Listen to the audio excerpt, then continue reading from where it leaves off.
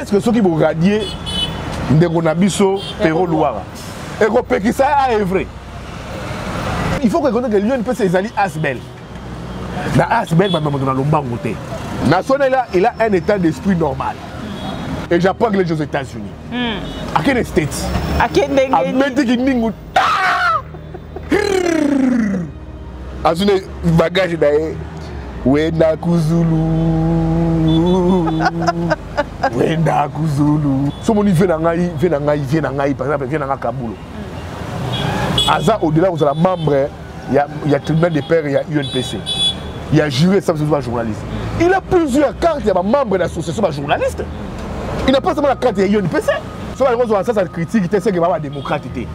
Patrick Mouy veut faire le Mende et ça, on va les charanater. Est-ce que la résolution... Il a été journaliste comme nous. Kaïma, le rôle à Bisso, Kaïma.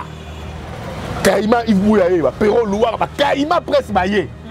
La commission. Perro Louara, il est journaliste. Un journaliste, c'est un état d'esprit. Ah, ok.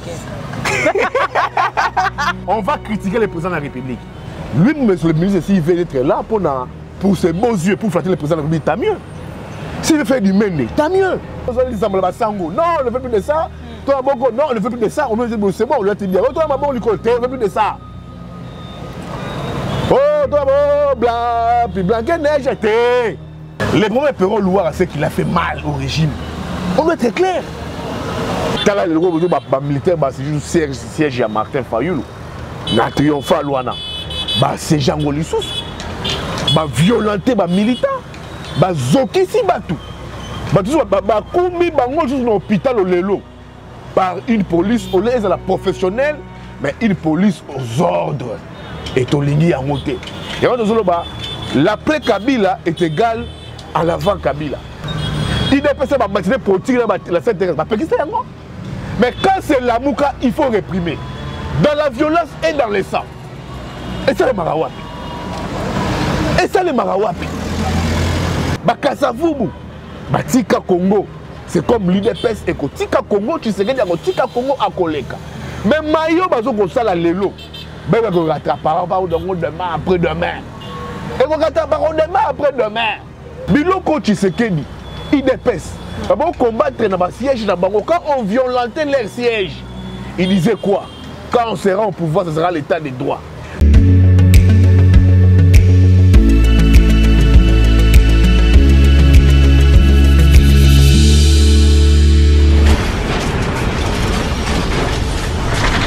Ma mission TV, le miroir du monde.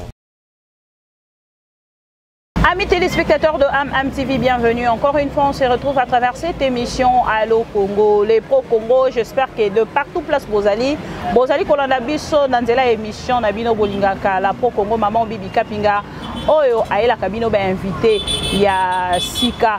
À chaque fois, Poto Lobela, Makambo et Talibongo Congo, et Sika Nyon Sozali, Tombola Malamu pour la République démocratique du Congo et Zalimbo Kanayo, Kabola Sangoya Malamu pour les Congolais.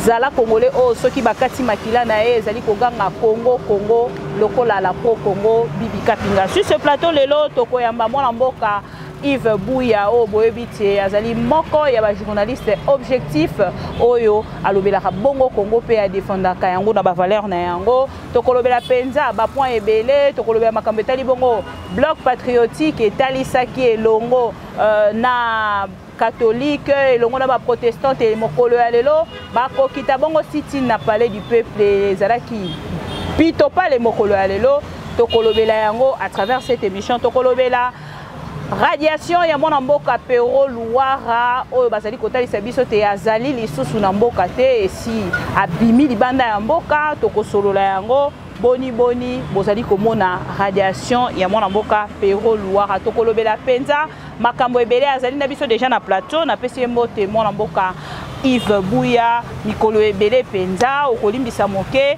na ba condition oyo ma mission ezali ko travailler na yango plateau ezali na chantier ce n'est plus pour longtemps voilà te maman biso mosala ka déjà problème te nayebi comment est-ce qu'on a lecture on a professionnalisme mais biso mosala journaliste toko sala on atteint la santé to Nicolas atteint ça mabele toko sala mosala mais l'essentiel to informer bato nga na expérience à mosala na kulutu na ngai Mike Mukebai ta to ça le casse na biso Congo News to bo sala ngwa ba série wana Kabila ezo benda bika biso na Kabila aner na Kalev bakanga biso ba manyola biso ba nyokola biso mais au moni bazo traquer biso to sala le casse na biso Congo News na ndako moko soko koti ndako wana okondimate to sala le casse wana to sala le casse na équipe moko restreinte ya moke na tongo le casse bimi boum et pandi moki à partir de victoire kuna to ça les sous to luka bino luka ifuyana na tongo les sous na mobiliser ba kutubulanga boum boum mais si la été mokolo aleo to ça ko constater ces news azali toujours ko beta ba mais oui to zo ko beta ba boum pona mboka to zo ko beta ba boum to kaze que pouvoir tu sais que de recharger makambo malheureusement changer makambo te il faut to beta ba boum ba comparer tu sais que derrière Bokondi différence na yena Kabila différence ezalité alors to côté ya boum et betaka tout le temps to ba que non moka eza bien te moka zo kena mabe moka zo avancer raté donc yo so sala mosala boy attends sala moi je te dis attends na li felo sala mosala na li felo mais li kolo sur information mata c'est une bonne chose et oza oh bato mususu moni oh nga biro na nga vous na ligue sur boy te. S'il faut informer les Congolais, ou informer les Congolais, na Zamba, informer les Congolais na Zamba. Attends à Samaï. Attends à Samaï. Ma caméra Samaï comment? Informer les Congolais na Samaï. Tala neti ngolo, azoko vivre na Samaï. Information et matalikolo. Yo mon ça non essentiel. Pesara ba Congomani information de. Alors ndeko Yves Bouya, pendant que tolobeli CNews na ba boom. Oyo ezali bongo kobeta toko zongela yango mais na lingi tolobela nano oyo ezali actualité outi kolekana tout de suite au biso ma mission TV tozala ki na terrain ndenge tolobaka na bayimboka tozali liso na bino esika information ezali lito ina bino makolo na bino en temps réel ko kita esika nya so information ezali tosala ki yango lelo esika bloc patriotique ezala ki bongo ko sala titine na population mokolo ya lelo to mona ki yo pe zinga wana ndenge nini ko pesa biso moi décryptage moke na ngambo na yo par rapport à oeleki. D'abord nazo ko condamner violence avec laquelle oyo police oyo aux ordres ba réprimer ba militaires ba différents partis politiques ba réprimer ba toya église ba santu ba fidèle o ba yaki na marche à l'appel il y a bloc patriotique ou ezali dynamique ezali que englober ba parti politique mingi ils ont englobé notamment parti politique qui a décidé il y a Sola du peuple Martin Fayulu Madidi au moment comment est-ce que Mikoelena qui va bouka qui va panza qui siège à parti politique naï va violenta qui bateau en même temps c'est plein qui n'a appui oyo collecteur de la muka l'homme des chiffres Adolphe Muzito aya qui compatir na siège na ba bongo pour dire que tous ali ba on ba en anglais together bazali ensemble parti politique Moussous la monnaie signé qui nouvelle élan Adolphe Muzito bazalaki FCC bazalaki c'est bien toujours senga consensus pour la réforme mais maman moni wana wazali état de droit wana état de droit au Chilombo tu sais que dans le bazar sous état de droit wana répression policière wana ezali c'est comme si c'est une milice où ils ont bomba congolais c'est des Congolais bazo exiger et le bazo ezali noble bazo exiger consensus réforme pour sauver 2023 tu sais que dit Mbosso balingi yango te balingi ba pesa biso une loi électorale taillée sur mesure oyoyo union sacrée et vandi na officine nango non autorité morale nango tu sais que dit basali loi électorale moko taillée sur mesure yango de omoni tu sais union bloc patriotique Martin Fayulu le président véritablement élu Adolphe Muzito le coordinateur de la Mouka balobi te il faut consensus le FCC il faut consensus qui est aussi une grande partie une grande force na niveau de l'Assemblée nationale bon mon regroupement politique spirituel bazalaki wana mais c'était plus les militaires de parti politique bazalaki visé tala le gros militaire c'est juste siège à Martin Fayulu na triomphal wana ba se jango lisusu ba violenter ba militant ba zokisi batu ba kumbi bango juste dans l'hôpital au lelo par une police au lieu de la professionnelle mais une police aux ordres et tolingi en moté et on dit l'après Kabila est égal à l'avant Kabila et l'on peut changer té biloko Tshisekedi IDPS ba combattre na ba siège na bango quand on violentait leur siège. Il disait quoi? Quand on sera au pouvoir, ce sera l'état des droits. Baboko pekisa yango makambo ezo salema ki lelo. Otomoni lelo zinga ya paye du peuple. Un l'UDPS, ye Tshisekedi na batu na ye. Baboko pekisa yango. Bango na mikolo Yves Bouyazolo batro. A commune na plus d'information balobi na comme na ligne de mire na bango. Il faut na kangama.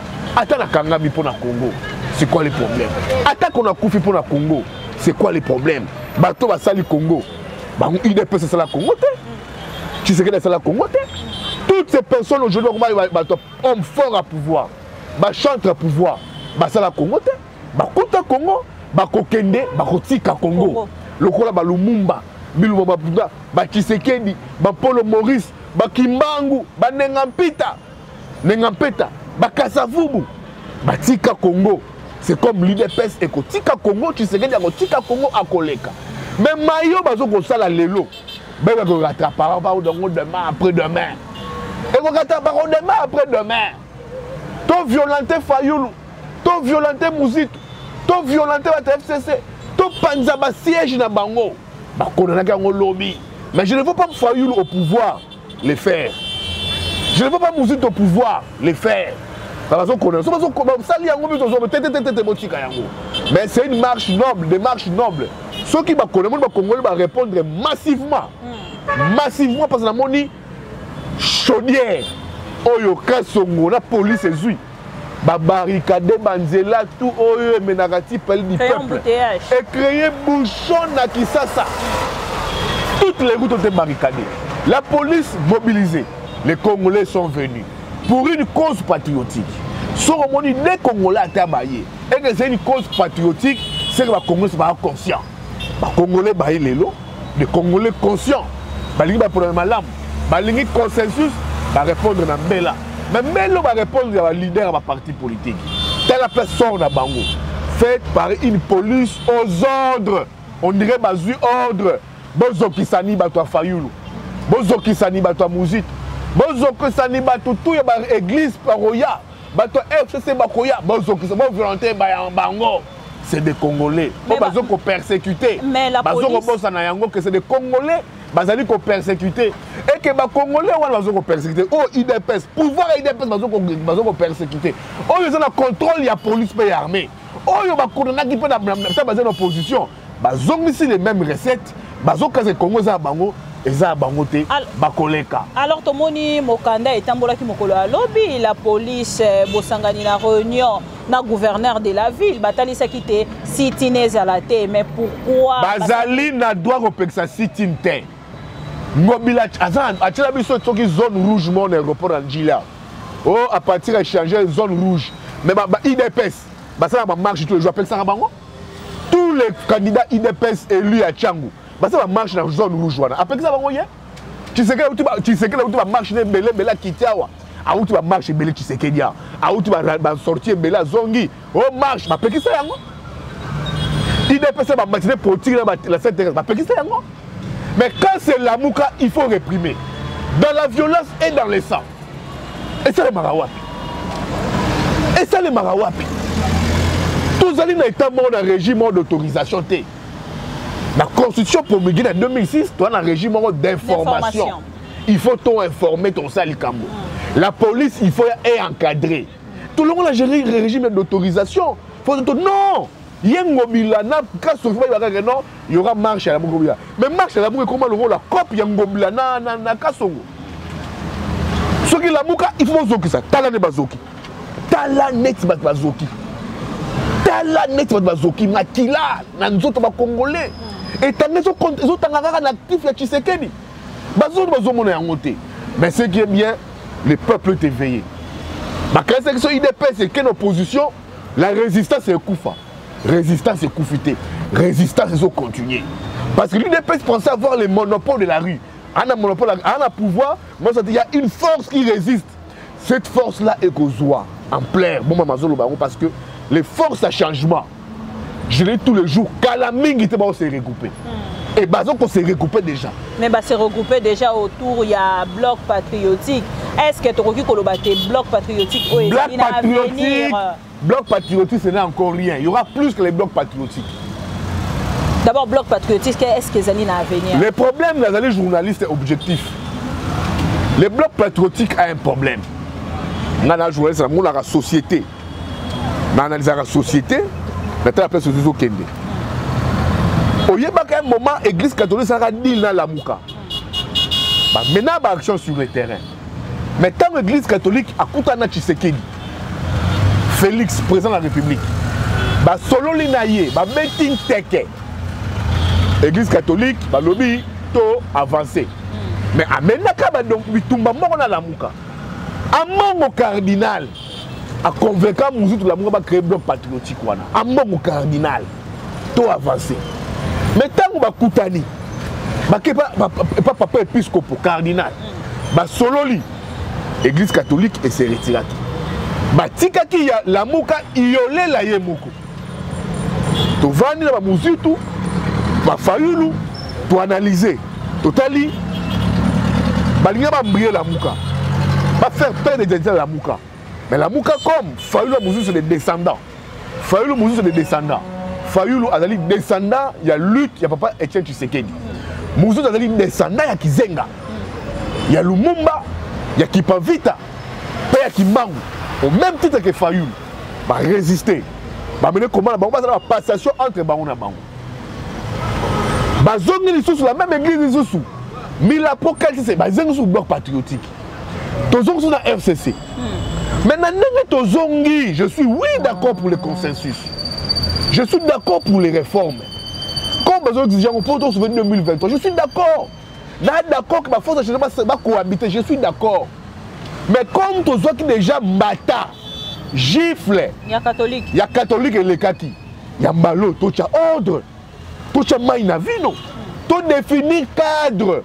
Tout le monde a que non. Cadre ezali nini. Réforme oui. Mais c'est quoi le cadre? Réforme électorale oui. FCC les réforme. La réforme. Le cadre c'est quoi? Le consensus électoral c'est défini. Il faut mettre en place une charte, un cahier de charges. Bon avancer. Tout comme à ce moment que non. Force mon qu'on a quatre. Obtenir gain de cause comme catholique à qui m'a dit manina. La Mouka est sous Iolé là. C'est le cas du FCC. On ne sait pas on est avec quel FCC. Il y a un FCC et Zalina Tshisekedi. FCC Moussou Zalina Kabila. Et puis FCC et eux qu'on a. On va maintenant démoraliser. On a besoin de que journal ça sera ma faiblesse de bloc patriotique. C'est une faiblesse sur ce que je vous dis. Alléluia, amen. Il y a des faiblesses, des failles, on a relever et permettre aux leaders Nabiso bailler commerce que bon ça makambu. Identité, il y a la Mouka et Koufaté. Pour la stratégie. Les failles, la lobito bon ça faille les alliés déjà. On a joué ça la déceler comme je sais politique comme analyste politique. La déceler. FCC a signé. C'est quel FCC qui a signé? Parce qu'on a bloc patriotique. Ce n'est pas des regroupements politiques qui ont signé. Fayulu a signé, pas adhésion, mais action commune. Na compte, il y a beaucoup patriotique. Et tant qu'il est signé, c'est Devos qui a signé. Fayulu Mouzito a signé via Blanchard Bongumba. Secrétaire général Nouvel Élan. Et tant que Nouvel Élan, va signer le roi la Moukate. Va signer le roi, va signer le roi la Moukate. Va signer comme parti politique et s'engager dans la lutte pour l'action commune pour obtenir la réforme électorale. Les FCC a signé comme regroupement. Ils ont créé ambiguïté. On a un FCC. Maman, mais je te dis, ils ont créé ambiguïté. On a un FCC qui est avec Félix et FCC qui est avec Kabila. On ne sait pas, on ne sait pas quel FCC. Les FCC, c'est les réformes. FCC, c'est ni. Moi les ali bateau yo ndenge bango bazali kotali ça. Il y a la lobelio sur le cadre. Il y a la lobelio le cadre est important. Les FCC, on ne sait pas si c'est de quel FCC. On ne revoit les PPRD signés comme PPRD et non FCC. Parce que Félix Rabang et nous, Chadal qui ont marché, basé comme FCC, tout comme PPRD. On doit connaître ça. Parce que Mouzitou a signé comme parti de nouvelle là. Fayoulou a signé. Il faut définir les cadres. Le FCC, c'est un regroupement. Alors, pardon, il faut signer le code à parti politique et non regroupement politique. Parti politique. D'abord, il faut définir les cadres sur ce côté-là. Deuxième plan, FCC va réforme. Toi, d'accord? Et qui va rejoindre le combat à la Mouka qui parlait de réformes dans consensus. Mais ils ont des délégués au sein de la CENI. Qui sont ces délégués au sein de la CENI là-bas? Il y a FCC, il y a Tshisekedi. Il y a FCC, il y a Kabila. Il faut définir les cadres.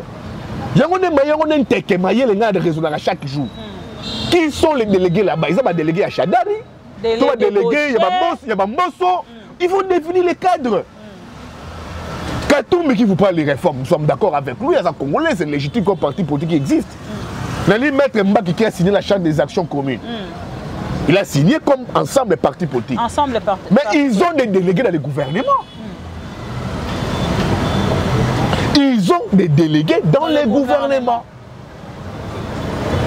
Ils font partie aussi de l'union sacrée. Oui. Loi électorale qui sera débattue là-bas. Il faut la paix attitude à débuter à Katombi. C'est là que je dis, il faut définir les cadres, c'est très important. Quel sera, je ne sais pas. Il faut sculpter attitude à débuter à Katombi. Il faut dire que non. C'est ça maintenant. Donc on ne veut pas que le bloc patrouille soit nébuleuse. Et puis des trois, on peut pardonner.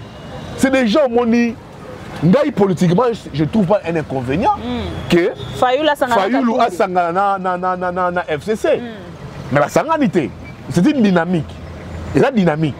Parce qu'ils ont une belle... Ils ont dérangé Penza en a 4 ans. Ils ont dérangé. Et bon, non. Voilà, ils ont langage jabatoire. Ils ont langage jabatoire. C'est une langage d'épaisse. Baza na coalition T, Baza dans une dynamique pour les actions communes. C'est pas une coalition, Moni, Fayoulou fait allégeance à Kabila, non. Ou Kabila fait allégeance à Fayoulou, non. C'est une dynamique qui peut se dynamiter à tout moment. Pour les actions communes.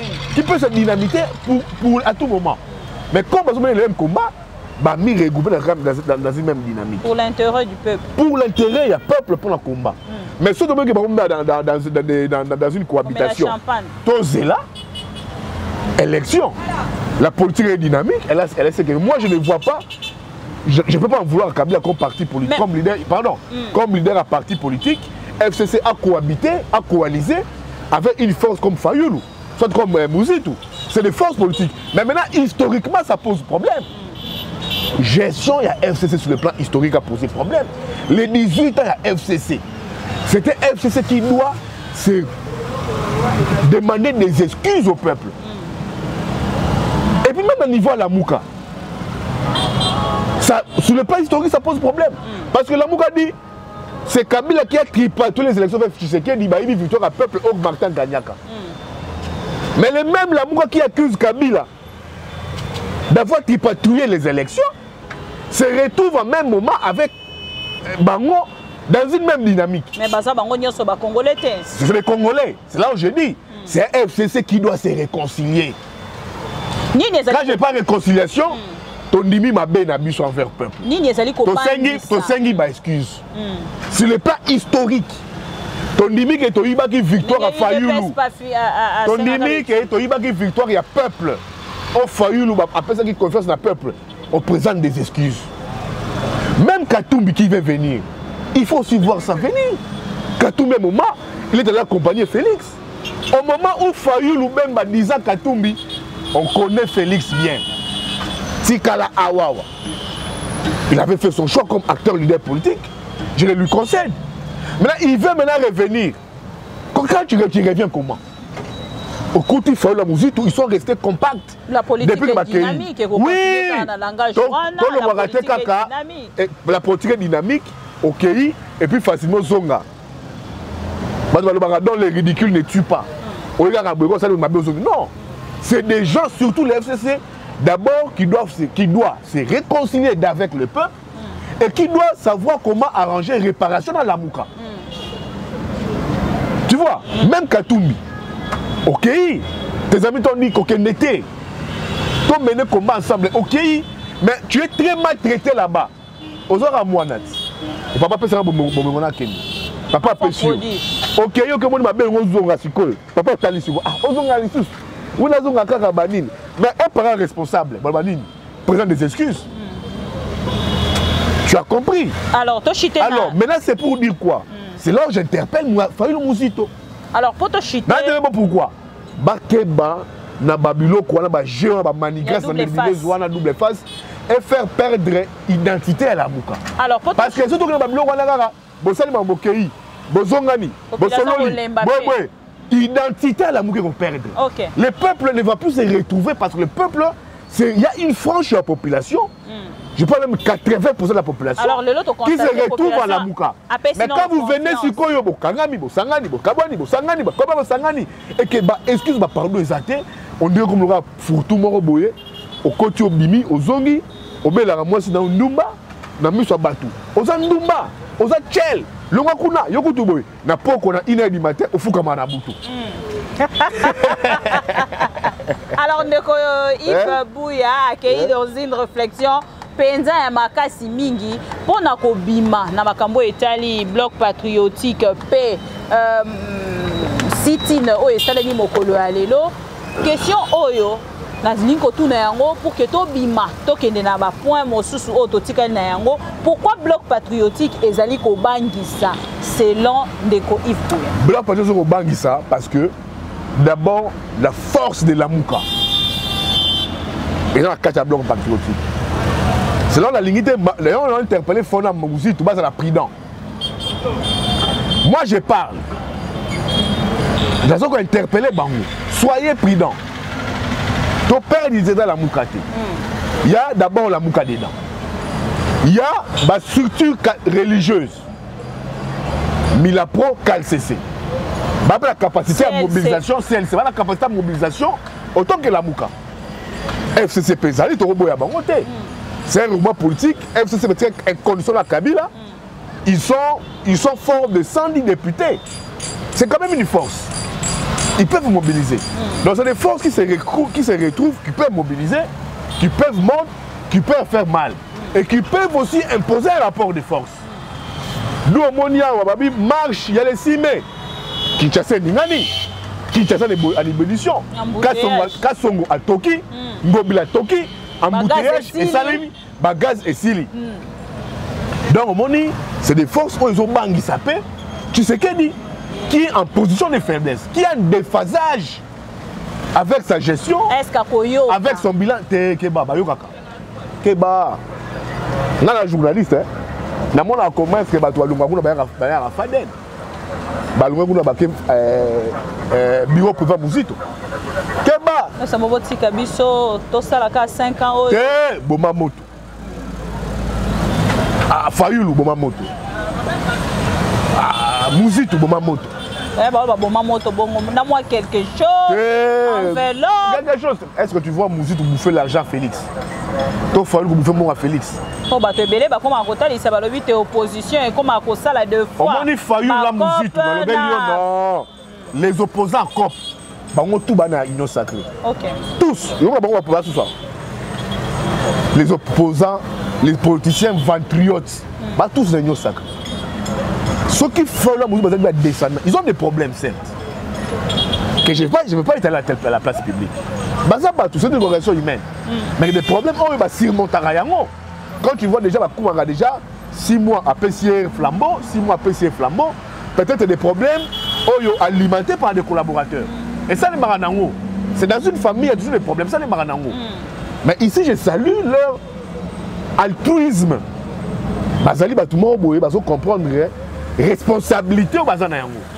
Responsabilité patriotique. Responsabilité en termes de gestion de parti politique. Vision au Bazanayango. Objectif au Bazanayango. Il y a un qui caractérise la force dans Bango pour maintenir pour un Congo meilleur. Mais ils ont des problèmes entre eux. Ou des fois, on dit, Bango moto. Que moi, je ne peux pas étaler à la place publique ici. Donc, on va dire, non, il faut que nous Kabouani. On va s'allier. Depuis, on va Kabouana. Si on va Kabouana, raté. Mais cette première c'est une organisation humaine. Mais Bango mi balé Bango na Bango. On m'a dit collaborateur pour Kendeguna au premier. Premier Mouzito à lobby. Collaborateur fait comme la Fayoulou. Ah, président élu, Bayoki. On m'a dit Milingelongo Mata, sapeur pompier, sapeur pompier, on va sapeur pompier. Babo Maramoto ana. Mais certes il y a des problèmes, que non, le peuple croit en la Mouka. Le peuple croit en Fayoulou. Le peuple croit en Mouzito. Nous, on a une force Moussouana, qu'on s'accommoder dans la Mouka pour avancer. C'est là où on a interpellé Mouzito Fayoulou. Toboy consensus, Toboy assemblage. Mais il faut définir les cadres. Et c'est très important. On va où? On deal avec quel FCC? C'est pour la revendication. Dirigeant dans la CENI. Vous avez des délégués à la CENI. Qui sont ces délégués? Boulobi, Katumbi, oui, tu es avec nous, mais tu as déjà dans des gouvernements. Position de Félix Ezali, Boni. Alors, il faut que tout cela soit éclairé et cela passe par un cadre de discussion et de concertation pour lever maintenant ma grande option. Au niveau de l'Assemblée nationale, est-ce que de combo soit collé qui s'envoie avec facilité pendant que Naba plénière Mossou soit allé côté l'ISAT FCC à Salaka Yango? Bande quoi, il de PSP bavanda.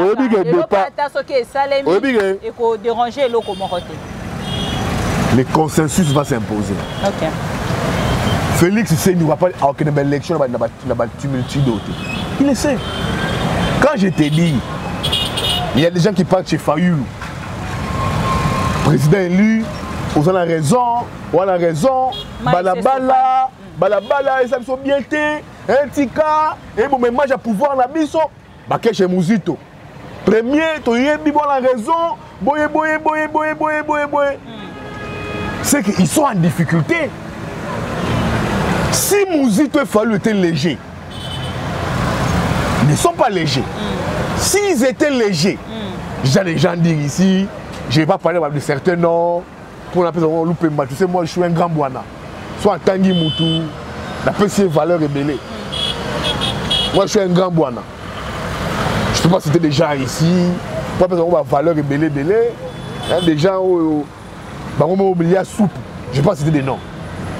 Qui disent, beaucoup de gens qui disent ici, beaucoup de gens qui disent des balivernes, des gens entretenus, des gens lavés, des gens vendus, des gens achetés, des gens boutiqués. Il y a des gens. On appelle ça une valeur, ces personnes-là, ces petits gens. Si Fayoulou, ces petits gens-là, qui sont nombreux là, ces petits gens qui sont nombreux là, s'ils étaient légers, ils allaient déjà mordre à la maison de Félix. Ils allaient mordre à la maison. Comme Bembe Katumbi ont mordu à la maison, bah comprendre que toi on a Liboulou. Bah non, il faut imposer un rapport de force. Les rapports de force c'est le terrain. Et la rue va gronder. Et ça les la balle goloba. La rue va gronder. La rue va gronder. On va catholique. Bon, Zambala.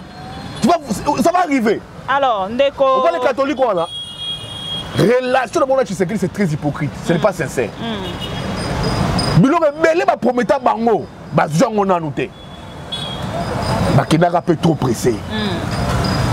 Mbangu. Mais ba déjà ba jeep. Voilà chaud la zui. Chaud c'est un individu. Mais c'est pas c'est pas un individu, c'est deux individus. Mais l'église comme système, il y a désolation. C'est une relation hypocrite. C'est une relation pas sincère. Mais au moment où on joue les Zokuya, tout au moment fin décembre, tout au moment période de agitation. Les pouvoirs laissés. Maman, on a balabala.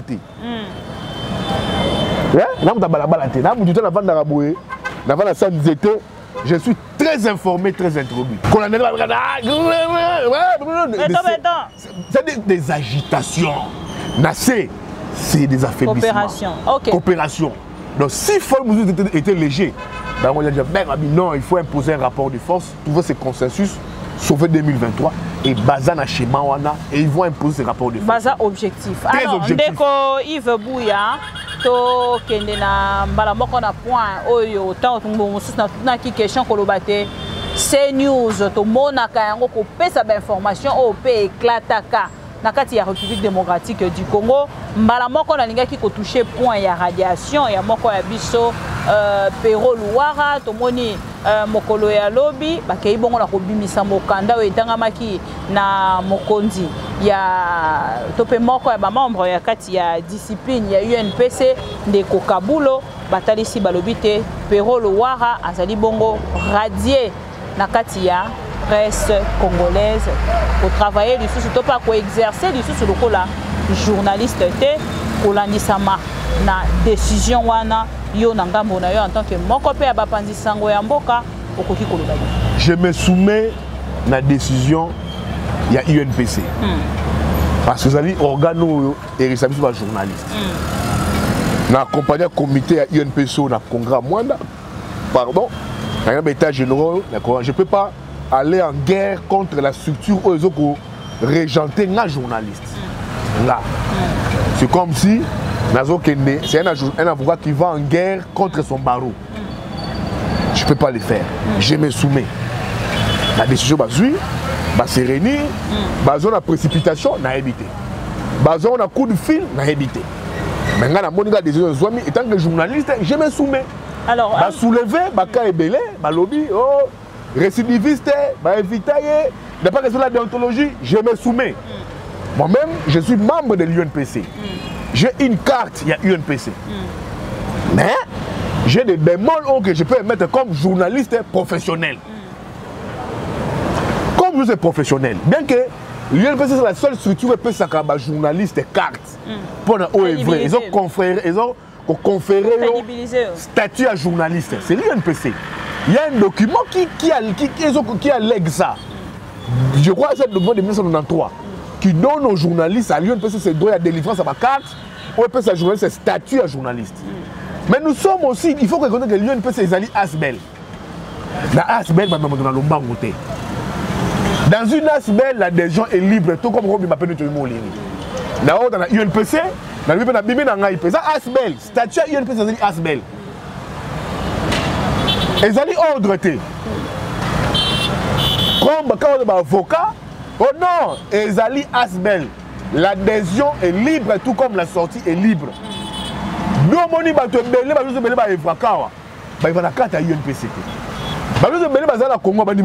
c'était fait. Moi, je suis membre de l'UNPC.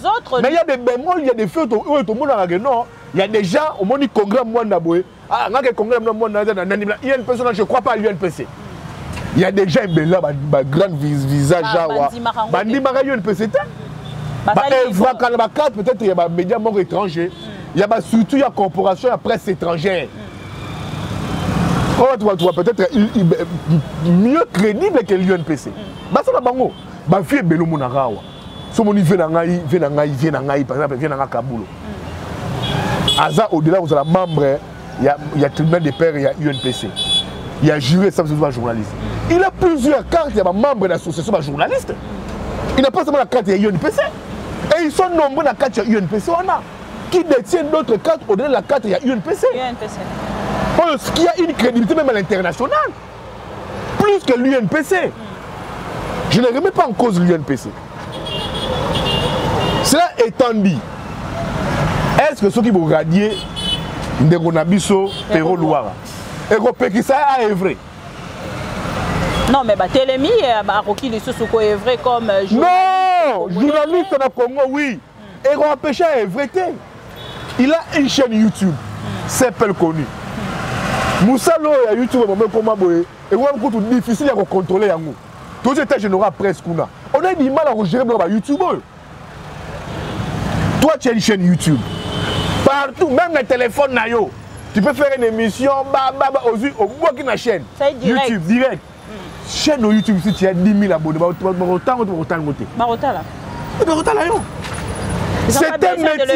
c'est un métier libéral. C'est là où sera la difficulté. Il y a suivi, il y a décision, il y a le processus sur Perrault. Ça sera la difficulté. Nous sommes dans un métier libéral. Nous, on est un infirmier, on est journaliste. Parce que si on a commis ordre, il y aura beaucoup de choses pour faire intégrer Bissot. Il y a un photo pour commander ordre. Mais dans les états généraux alors, pendant que Bino Bokenda qui n'a pas assis, Bosolo là qui dit solo, Solo là qui, il y a un solo, n'a interpellé Patrick Mouyaya.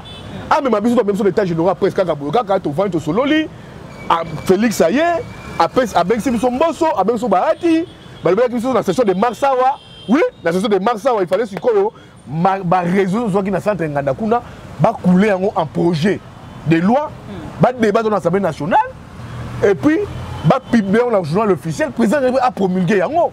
Le président a promulgué yango et puis ba publier dans le journal officiel. Tu m'as dit session à Marsawa. Monsieur le ministre, c'est Patrick Mouyaya. Moi, j'aime être objectif. On le dit Bissot dès la session de mars. Session de mars est sous Kakatine en septembre. Mais nos résolutions, il y a un centre Nganda. Et comme le monde, tu as Vandi, tu as Meli, président de la République, avant Timbos, avant Bahati, avant Samachou, et puis il n'y a plus rien. Non! Bissot, tu as une résolution au centre Nganda. Bima. Na ba résolution en ouais, ça là qui nini nani ata moi 2 ata moi 3. Toi faire toi avancer. Toi assainir secteur. Blanc ba YouTube, ba mouton noir. Ba mouton noir. Vestimentaire à Batou, au monde va nous avoir ils semblent ba sango. Non, on ne fait plus de ça. Toi boko non, on ne fait plus de ça. On me dit c'est bon, on l'a dit bien. Toi maman on lui côté, on ne fait plus de ça. Oh toi blanc, puis blanc neige était. Ça veut dire que je ne comprends pas. Mamie Motonio sur la carte à presse. Ayaka na moi stratégie na moni garçon mo na YouTube Nicolas comme que ça l'émission na Pampers. On est normal. Si bon ça émission Mitakala. Si on a moi ça l'émission Mitakala. Il faut ça un impact, faut ça un impact. Est-ce que on a monté ça émission na Pampers. Tout ça normal. Faut ça un impact. Non, l'impact c'est des bêtises que nous dans la profession on dit ma. Lui il faut toi assainir yango. C'est des bêtises. Mais pourquoi c'est il y a un lobby état général na stratégie non c'est là où j'interpelle le ministre Patrick Mouyaya. Moi Yves Bouya, j'ai siégé dans le centre Nganda. Dans la commission viabilité des médias. Perrault Louara Azalaki dans la commission naïe. Chacun sa commission. On a pondu de résolution. Mouyaya Zoboumayan il doit me dire bonne fois, monsieur le ministre, je vous interpelle maintenant. Toi, c'est sur mars et Zongi. Toi, on a mois de mai. Toi, le mois de mai. Mars, avril, toi, on a mois de mai. Il y a un mois de mai. Où sont nos résolutions? Il y a 100 Nganda. On va voir qui ça sera. Maintenant, il faut déjà signer Salema. Où en sommes-nous? À Sengi, on a bino journaliste. Topé na biso journaliste. Tokende bongo na ko améliorer. Maman, papa, il y a qu'on s'attaquer à la personne du chef de l'État. On va critiquer le président de la République. Lui, monsieur le ministre, s'il veut être là pour ses beaux yeux, pour flatter le président de la République, tant mieux. S'il veut faire du mène, tant mieux. Alors, lui faire les attaques à la personne du chef de l'État, les critiques, les attaques, pas les insultes. Les critiques, oui. Il faut critiquer. Mais est-ce que Bazali Kozouan, on a sens à critiquer? Bisson, ton lobby. Ça, ça critique, c'est que la démocratie. Patrick Mouyaya veut faire le mende et ça, on va les charanater. Est-ce que la résolution. Il a été journaliste comme nous. Patrick Mouyaya a Simba Caméra dans la Bissot, la CBS. À Kota Makolo, rédaction de Makolo. Il a été journaliste comme nous. Costume, cravate, gyrophare et quoi ça a été. Et quoi ça a été. Et on a nos résolutions dans la salle. Est-ce que ça m'a cité? Exactement, cassé. C'est opposable à tous. Est-ce que l'applicabilité les suivis poseront problème. Mais moi, je vais me battre. Toutes mes émissions, je vais interpeller le ministre Patrick Mouyaya. Où en sommes-nous avec les résolutions des États généraux? Parce que mon République est bimi. Les délégations sont venues des provinces. Tout a été bien fait. Pour un travail banalisé, non. Ton ligne est qu'il y a un parlement. le projet de société permet d'adopter yango. Le président de la République a promulgué yango. Va publier yango dans le journal officiel. Et ce qui est une résolution, c'est une résolution qui va assainir et repose sa force. Pourquoi il s'abat mouton noir? Et pourquoi il s'abat mouton noir? On a travaillé et puis après, mon salaire, ton salaire, comme ça, mon caduc, et ton méven. C'est là que je t'appelle M. Paté Mouyaya au Prometa Kibiso. Il faut réaliser. Le président de la République, tu nous avais promis, quand il y a Marabiso, il nous avait promis. Et ils avaient même dit, c'est la raison pour laquelle il a fait venir tous les corps consulats de la République. Tous les corps consulats de la République, il y avait Pepe Mbosso, il y avait Bati Kouebo, il y avait Samachou. Alors, bon, la biso, où en sommes-nous? Tolingi, ma résolution, on a biso, va promulguer par les présidents de la République pour l'assurer et passer, c'est opposable à tous. Mais si ça va faire mal. Mais pourquoi ça la passe pourquoi bengi sur l'état général presse? Peut-être que ça qui est exigeant. Non, oui, bengi Kaima le la biso, Kaima. Kaima Yves Bouyaye, Perro Loire, Kaima presse baye. La commission Perro Loire à Kotanga il est journaliste. Azali un journaliste, un journaliste c'est un état d'esprit. Ah OK. Journaliste c'est un état d'esprit. Bon, le mot état d'esprit, ça état d'esprit ça. Comme un journaliste était, on est un journaliste. C'est un état d'esprit. C'est un état d'esprit. Attends, le mot Perro Loire à carte. Moi je me soumets. Ma coéfrère est sous-souté. Papa. Le reportage à Mine n'a Rokende les sous-souté. Na Lubumbashi comme on a qui est permis il y a premier ministre Sama Lukonde. Je t'ai dit, maman, c'est un état d'esprit. Bon, le mot carte, il a son téléphone, son matériel. Et j'apprends que les aux États-Unis. À quel state? À quel Ningu. Azune bagage d'ailleurs. Wenda Kuzulu. Wenda Kuzulu. Mais est-ce que Kosunga Mosala est presse? Il y a Kosala. Et bon, bah, journaliste, les journalistes qui travaillent là-bas, ils font comment? Il y a des journalistes qui œuvrent en Europe. Les premiers Perro Loire, c'est qu'il a fait mal au régime. On doit être clair. Peut-être que je condamne le style. Mais il a fait mal. Il a dit, oh, tout le monde, oh, tu condamneras tous les jours que les pouvoirs, ils ont travaillé bien. Mais à la voix mais gestion, oui, peut-être les mots qu'il a utilisés. C'est des mots qui ont fait mal au régime. Il y a la vie privée. Il y a chef de l'État. La vie privée. Il ne fallait pas avoir la vie privée. La vie privée,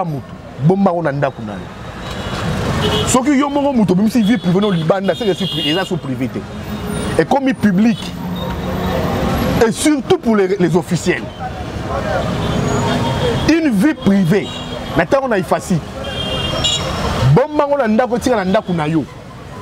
moi j'ai fait le journalisme.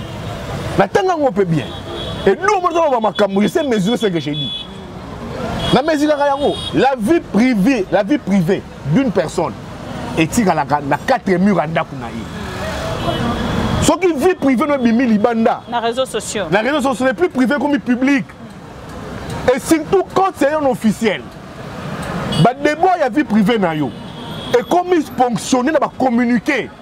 La presse peut en parler. La presse peut s'en saisir. Parce qu'il y a des documents officiels qui prouvent que la presse peut commenter sur ça. Ce n'est plus privé, ce n'est plus privé. Au moins que Moutoua Kei, à Kolobakuna, oh Yves Bouya, on a 3 femmes dans Ndako. Ça c'est ma vie privée. Mais on a 3 femmes dans Ndako, on a la moitié mon con. Mais yo quand on a vu dans Ndako, Yves Bouya a 3 femmes, à mon insu, je dis ça c'est ma vie privée. Mais ceux qui ont mis la balabala, dans mon bassi nanga il est 3 femmes. Bazo munda na balabala. Bato ba filmer. Bato ba filmer. Batia na réseaux sociaux. Batia na réseaux sociaux. On a l'industrie communiquer. On l'industrie communiquer, ce n'est plus une vie privée. C'est devenu une vie publique. Parce que yo moko zu vi wana obimisi yango libanda. Confirmé. Les réseaux sociaux comment lobela yango. Et quand c'est pour un officiel, qui que ce soit un officiel, hein, ministre, bourgmestre, député national, député provincial, directeur, tu vois, ambassadeur, président de la République, premier ministre, même première dame. Et ça les baranango. Et quand c'est fonctionné par un communiqué officiel, dis-toi que ce n'est plus une vie privée. Ça se suit toujours avec des commentaires des journalistes. Oui, c'est là où je dis à l'UNPC, il faut zonger la cour à déontologie. tozonga la cour à déontologie. Peut-être moi, dans Maya Lobaki Mabé, le mot utilisé c'était fort. Peut-être ça, oui. Il a déplacé par le mot. Peut-être ces mots étaient durs. Ça, on va appeler ça dans la profession. Des mots durs, un journaliste ne verse pas. Ça, on peut condamner. Mais ce que Perrault a dit sur la gestion du pays à Kossi, tous les jours. Sur le collaborateur du président de la République à Kossi, que c'est le collaborateur régisseur. Sur l'enrichissement illicite de la nouveau Richaud, il y a pouvoir à Kossi. À Kossi. La manière d'opérer de l'ANL, le système de renseignement des chefs, est-ce qu'à Kossi, il n'a pas menti? Mais peut-être la formulation a posé problème. Et les mots? Les mots ont été crus et durs. Mais ce qu'il dit, c'est ce que nous dénonçons tous les jours. Donc pour moi, je suis catégorique. Il devait bien traiter. Il fallait trouver un bon style pour les dire, pour les faire peut-être. Est-ce que c'est là qui ras-le-bol en tant que journaliste? Ça peut être aussi un ras-le-bol. Ça peut être un ras-le-bol. Un ras-le-bol de toujours dénoncer et rien n'est fait. Ça peut être aussi ça. En droit, ça se justifie. En droit, moi-même, le bien là. Si tu as la justice, ça se justifie. Oh, je dis ça parce que c'était un ras-le-bol. Didier Boudimbu, Batali Sakite, Azali na plainte. L'histoire Didier Boudimbu, je ne te mens pas, et Koufaki déjà. Ok. Mais ce qui est Koufine de Peter Chani, lui, France, disparu. Moi, je dis que le dossier est au Koufa. Mais dans ce plainte, ouverte. Non. Il faut on ne peut pas laisser un jour une plainte ouverte. Oh, Peter, tu les plaintes ouvertes. Lui, France, plainte ouverte. Il faut une plainte ouverte. Colonial sur le bata pour n'engagé motomosu. Le roi va s'allier dans la Moukébaï. Il a immunité. Attends, un vendeur de poulet au Kangisaï. C'est pas ça l'état de droit. Oh, donc lui, ici, bango, mais, lui, Peter Tiagnon a plainte ouverte. Lui, franchement, je dis, mais c'est quoi ça fait quoi plainte ouverte? Vous retirez pas la plainte. Mais je salue la sportivité de Boudimbu. Il me dit que et c'est ça qu'on ne veut pas d'intimidation. Yves Bouya, c'est toi la prochaine cible. Maman, prisonnier mon maramou. C'est toi la prochaine cible. Mais pour que ose la prochaine. Ma critique n'angaï. Mais la fille n'a raté.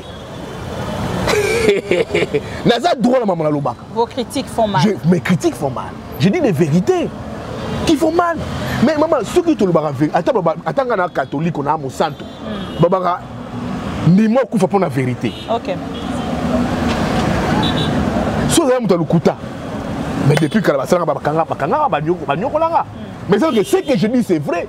Et je dirai toujours des vérités. Parce que le pouvoir actuel est critiquable à tout. Et Fingala Kabila Rwandais. Zongza de Rwanda. Mais rien n'a prouvé Kabila était Rwandais. La droit ça se justifie. Il n'est pas prouvé que Kabila était Rwandais. Tout le monde a Kabila est Rwandais. Kabila est Rwandais. Mais est-ce qu'on pouvait prouver qu'il était Rwandais? Parce que l'UDPS a même besoin d'un schéma que Kabila était Rwandais. Peut-être que c'était vrai. Peut-être que c'était aussi faux. Mais c'est eux seulement qui tiennent de preuves. Ils ont critiqué. Nandenga Mabé. Bafinga. J'ai encore les vidéos du président qui disait que Kabila a papier. Le président alors le président le disait. A papier. C'était des critiques. Sur le point de vue, ils ont critiqué. Et comme le chef de l'État. Peter Kazadi, le président de la République a un bilan. Mais M. Peter Kazadi, qui sont ces gens qui se quittent? Même le président de la République a des journalistes. Il y a des journalistes. Bon, ça signifie que les journalistes qui travaillent avec Tshisekedi. Bon, ça me semble bien. Il y a des journalistes qui accompagnent le pouvoir de Tshisekedi. Qui accompagnent, oui, oui. On les connaît de tous ici. Là, Yves Bouya, Fayoulou, Nandi Maralangaï. Mais à Bango, Tshisekedi. Mais est-ce que c'est professionnel? Mais maman, Gaï Nazana. On dit que vous allez moto à maman, on dit que vous allez moto à Félix. Maman, Yoka, Tina Poto. Il y a des médias de gauche et des médias de droite. Trump a Benganara, CNN à Maison Blanche. C'est des convictions. Il y a des médias de ligne éditoriale.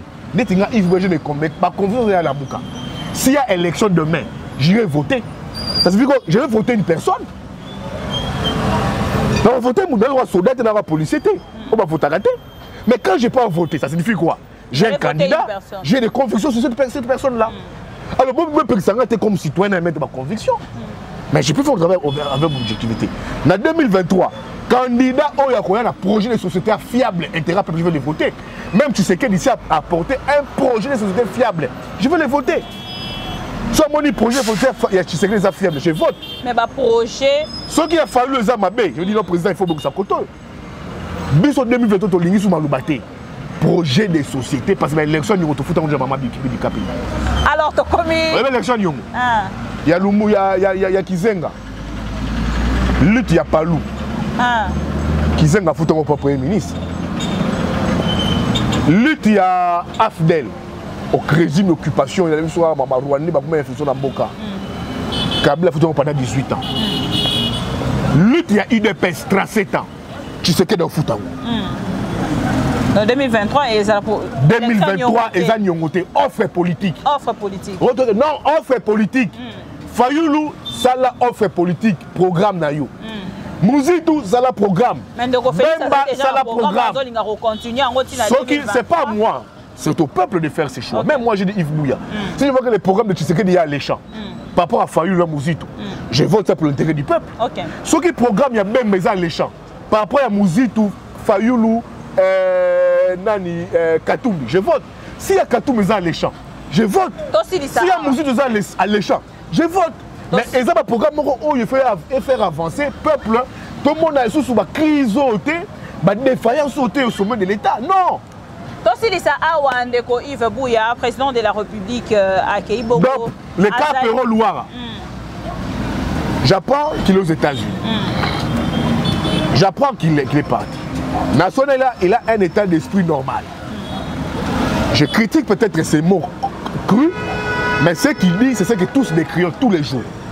Mais le style et la manière de rapporter posent problème. Mais ce qu'il a dit, c'est un courage qu'il a pris. On a Katantima. Bibio, vrai chéri, mais je suis zoyé. Mais je suis Katantima. Donc on va monter. C'est un vrai nom, c'est un courage. On a vrai chéri. On a fait tout le monde. On va Katantima, on va Katantima, on va Bimisango. Mais Dieu m'a fait. Alors, Capi, on va vrai chéri. Attends, mais Dieu a fait des encouragé. Mais on a monté, on a encaissé déjà. C'est le courage de Perron Louara. Il a pris le courage d'un Congolais. Un Congolais au monde, non, ça suffit. Il faut faire des choses. Mais je condamne le style et la manière de faire et de dire. Mais c'est peut-être qu'il a pris un courage comme tout Congolais. Merci beaucoup. Il reste Congolais, il va exercer. Il a un média en ligne. Peut-être que on a la chaîne. Est-ce que vous avez déjà information sur YouTube que le Perron Louara a radié pour être ici à Kozala? Maman, les câbles de Pindi passent, on a pas c'est pas ça la raté. Moi, je suis en guerre dans l'UNPC, je refuse. Mais il y a des cas qui prouvent, on observe la société. Il y a des gens qui travaillent, qui se disent journalistes, artisanaux quand à l'UNPCT. Il y a des gens qui ont péquisier. On a la suspension à 3 mois. Tu ne peux pas presser, tu ne peux pas écrire. Mais à quelqu'un pour ça l'émission. Mais à la suspension à 3 mois. C'est des cas qu'on voit. Lui, il y a un communiqué, il y a UNPC. C'est les désordres. Il a une suspension de 3 mois sur lui qui lui colle à la peau. On peut prester, on peut commenter. Mais à ce moment là, pédo. Avec la télévision à l'OBP. Et puis, Moutouwa n'a pas de la mission. Attends une radiation. Il y a il fallait Kaboul. Mais Kaboul a son cas. Les cas à Kaboul. Que l'UNPC ne pas dit Kaboul. Qui va jouer escroc. Mais Botiki est. Kaboul a lobby, la commission de discipline. Mais que l'UNPC ne pas dit Kaboul. Je veux que Gabi Kouba nous dise. J'ai accompagné ce comité dans Mwanda. Oui, la sanction lui a infligé, je ne sais pas. Akenaki à Sambaki. À la suite, il y a plainte, il y a Patrick Local à Sambaki. Et Balobé a l'équipe d'émission, sur Lobé, ça a habité à Sambaki, il a habité Franck, c'est le cas de Bossé, mais à Sambaki, son sort c'est comment? Je veux savoir. Suite. Suite. Les sorts, il y avait Kaboul, au moins à Kaboul, il y avait des escrocs. Faut pas ça y Kabata comme Gatanga na sort des années. 40 000 $. T'es sort avec Kaboul le Zawapi. Il ne veut pas lire parce que lui-même fait il y a une plainte contre lui. Tu vois comment ça l'UNPC s'embrouille. L'UNPC c'est le poteau c'est fourvoie. L'homme y a toilettage. L'UNPC c'est fourvoyer. L'UNPC c'est fourvoyer dans le dossier Péro. Les cas il y avait sur Kaboul le Zawapi. À Samba, à Souka Wapi. Pour que Kabata communiquer, en principe, il ne veut même pas siéger dans le tribunal de Perouana. On a rediscipliné pendant que Yemo. Lui-même a une plainte contre Yé. À Sama contre plainte, il y a Patrick, il y a des trésors à la faille. L'UNPC, c'est un comité que j'ai accompagné. Je ne peux pas m'exclure de ses conclusions. Je ne peux pas. Mais je comprends que l'UNPC est de se fourvoyer. Parce qu'on s'est embrouillé. Gabi Kouba, président de l'UNPC. Jesmi, secrétaire général. Toutes les commissions, dites-nous où en sommes-nous avec les Kakaboulou. Question mark. Bon, je comprends que l'UNPC a aussi radié un fugitif. Ndeko Yves Bouya to komi koko mana zuka. Donc tout ça m'a mon propre. Koloba likambo ya UNPC batu bazali penza ko chichoter na mopanzi na yango balobi te mwana so ki atali. Ngana na problème UNPC te. Mais on comprend que l'UNPC est en train de se fourvoyer. Je me soumets à la décision UNPC contre Péro, je me soumets. J'ai faut que faire les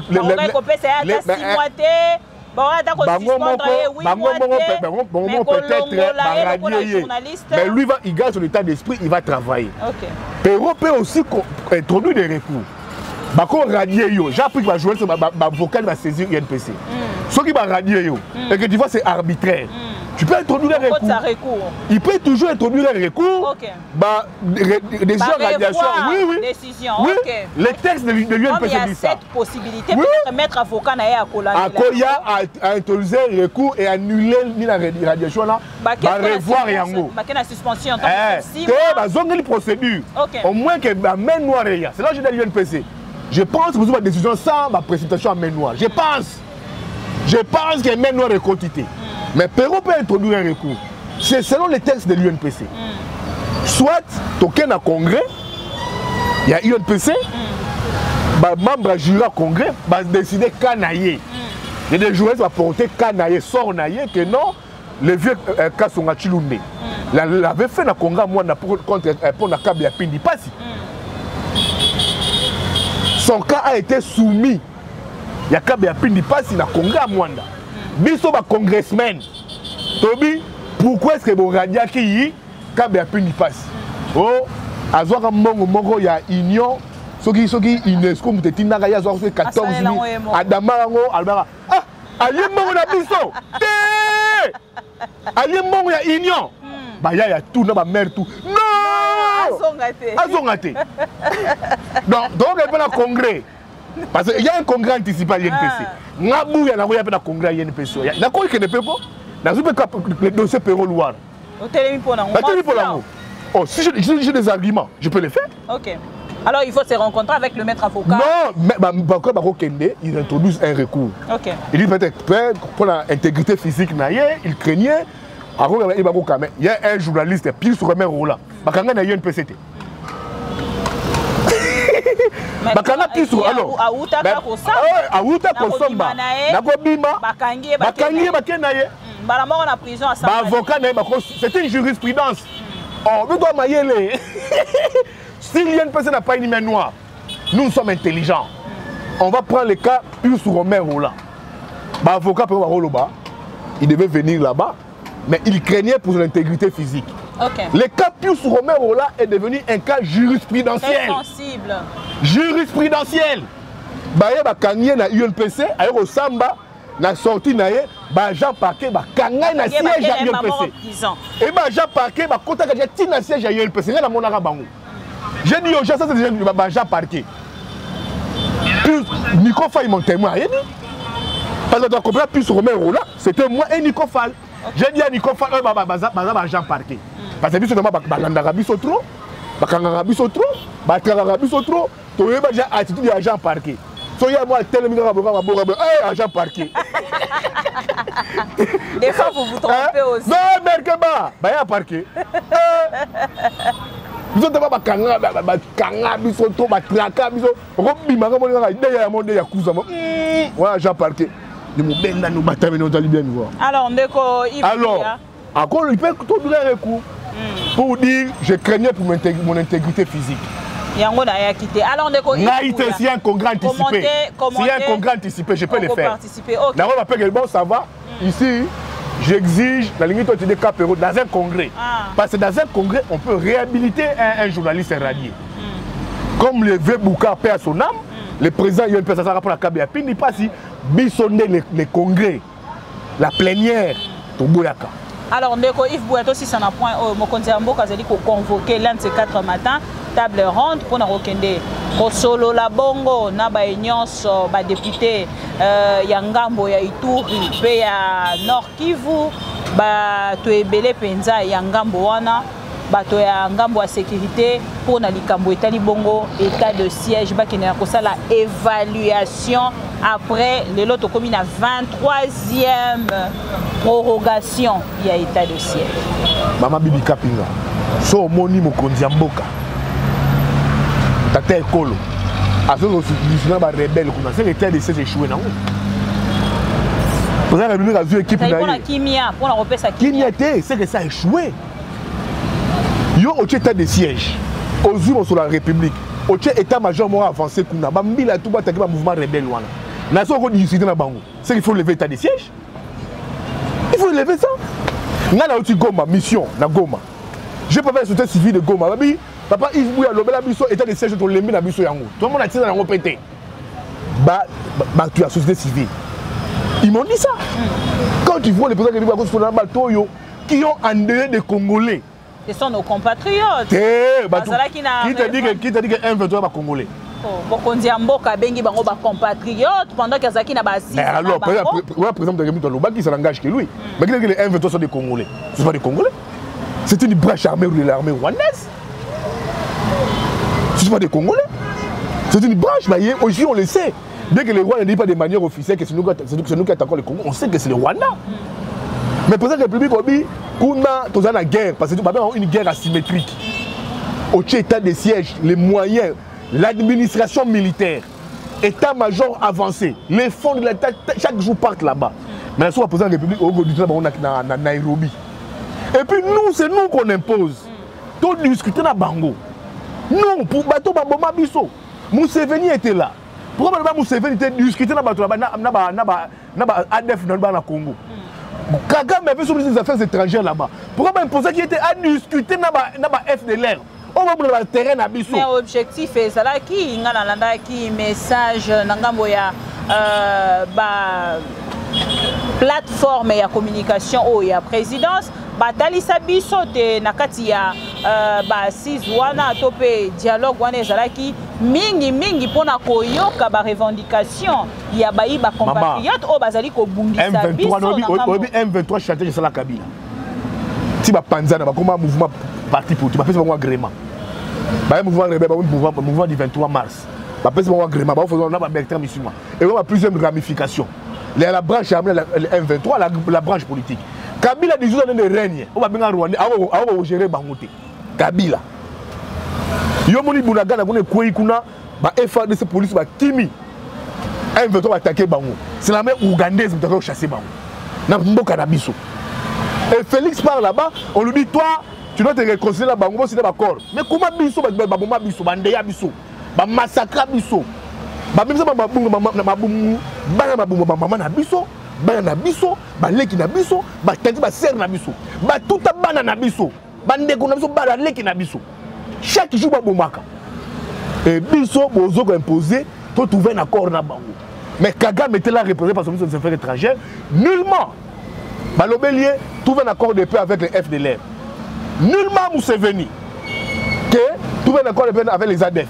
Que biso ba Congolais, on a trouvé avec des gens qui nous ont des assassins, des criminels. C'est que nous sommes faibles. Et puis, ce bateau, Bango. Tu sais quoi s'est passé? Il y aura un mixage. Brassage, on est au Salemana. Ça va amplifier l'infiltration. Ces mouvements rebelles, il faut réintégrer dans le programme DDR. Il faut les réintégrer dans l'armée loyaliste, dans la FARDC. C'est la plupart des Rwandais. Moi, j'ai une armée infiltrée. système de renseignement infiltré. On va laisser les pays à l'occupation. Et je ne sais pas si les pouvoirs vont comprendre. Je ne sais pas comment ils sont réfléchis. Mais ma proposition est les propositions sont faibles. On ne peut pas faire face à Minitoyo avec les Rwandais. On ne peut pas faire face. On a dit la vérité. Tout du Congo commence à passer par les Rwandais. Tout du Congo commence à passer par les Rwandais. On m'a dit quand Paul Félix Salina Museveni va tomber là, on est tout consolé.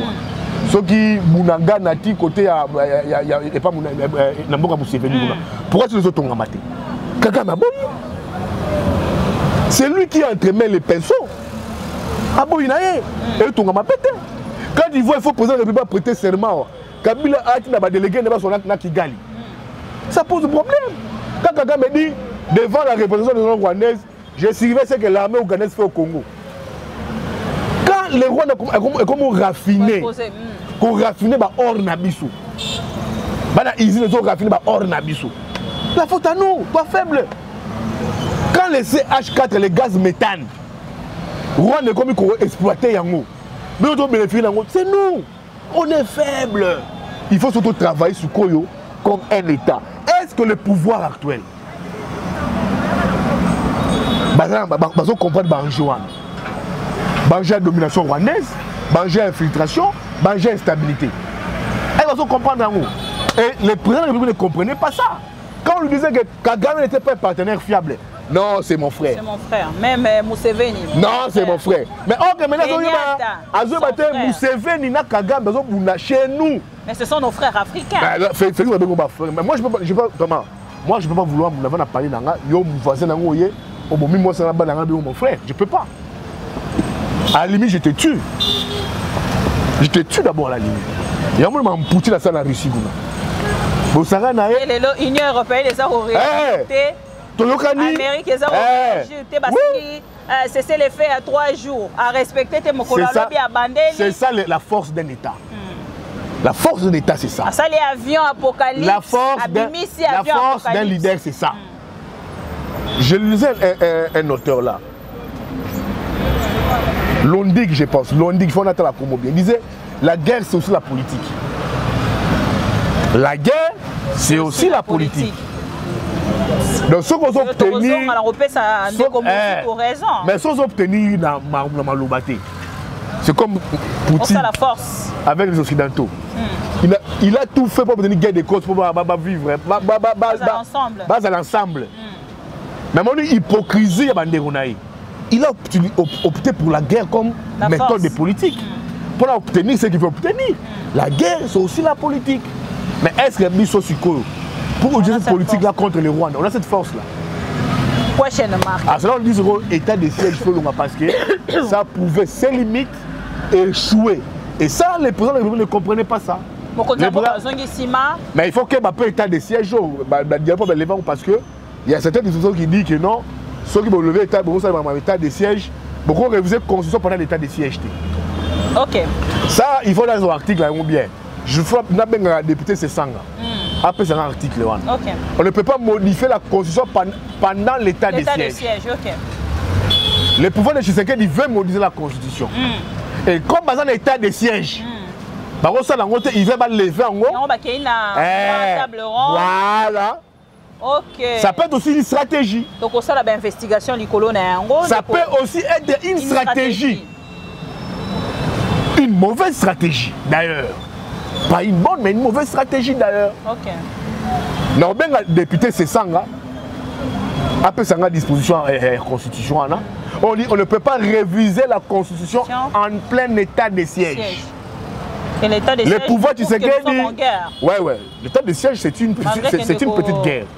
Mais là tu sais que le pouvoir veut maintenant réviser certaines dispositions de la constitution.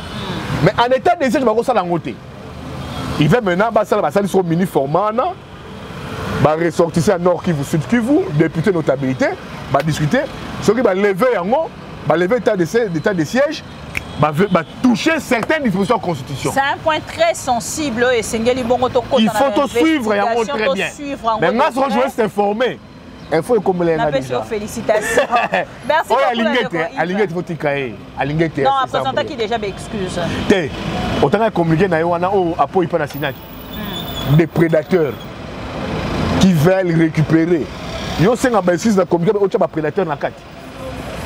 On va pas senga ba excuse. Mais c'est des tracteurs, bazwa ki likamboana, ba commission ngo ya bango selon les informations. On a guerre réalité. On va une guerre asymétrique les années. La guerre asymétrique, c'est une guerre.